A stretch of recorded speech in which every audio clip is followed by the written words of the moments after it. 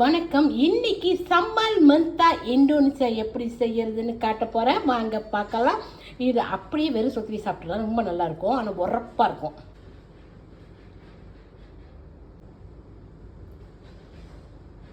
சம்பால் மந்தா இந்தோனேசியாவுக்கு என்னென்ன தேவைன்னா 7-8 சின்ன வெங்காயம், 2 செராய், 1 பச்சை மிளகா, 1 சிவப்பு மிளகா, ஒரு 4 சிவப்பு ஊசி மிளகா, 4 பச்சை ஊசி மிளகா, 4 லிமோ கஸ்தூரி வச்சுருக்கேன். உங்களுடைய அந்த புளிப்பு தன்மைக்கு தேர்த்தாப்புல சேர்த்துக்குங்க.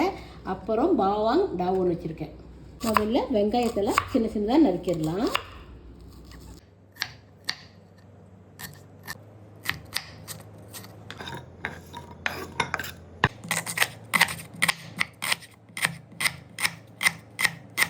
செராயெல்லாம் உங்களுக்கு தேவைன்னா சேர்த்துக்கங்க, இல்லைன்னா பரவாயில்ல. சில பேர் செராய் சாப்பிட பிடிக்காது.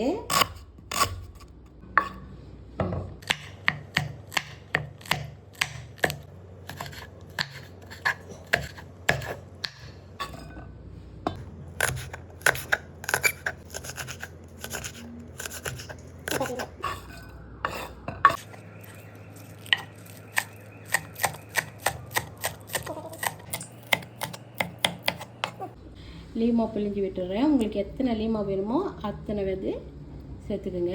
லீமா கஸ்தூரி இந்த கொட்டையெல்லாம் அப்புறம் வெளியே எடுத்துருங்க.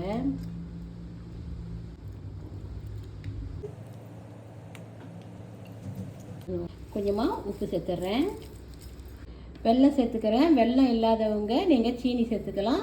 ஆனால் நான் கொஞ்சமாக தான் சேர்த்துருக்கேன். உங்களுக்கு இனிப்பு கொஞ்சம் கூட வேணுன்னா இன்னும் கொஞ்சம் சேர்த்துக்கலாம். இப்போது இது எல்லாத்தையும் நல்லா கிளறி விட்டுக்கிறேன். சம்பால் மந்தா இந்தோனேசியாவுக்கு தேவையான நெத்திலி பொடி சேர்த்துறேன். நெத்திலி பொடியை நல்லா மொறுன்னு பொரிக்கணும். நெத்திலி இது போல் நல்லா மொறுன்னு பொரிச்சுக்கணும். வெளியே எடுத்துடலாம்.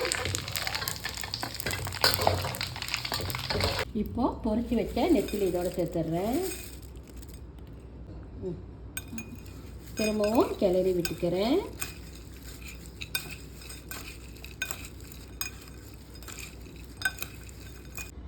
அவ்வளோதான். சம்பால் மந்தா இந்தோனேசியா சூப்பராக செம்மையாக ரெடி ஆயிடுச்சு. இதை சமைக்கவே வேண்டாம், அப்படியே சாப்பிட்லாம். எப்படி இருக்கு? பார்க்க பச்சையாக இருக்குது. ஆனால் சாப்பிட்டா சூப்பராக இருக்கும். இதுதான் சம்பால் மந்தா இந்தோனேசியா.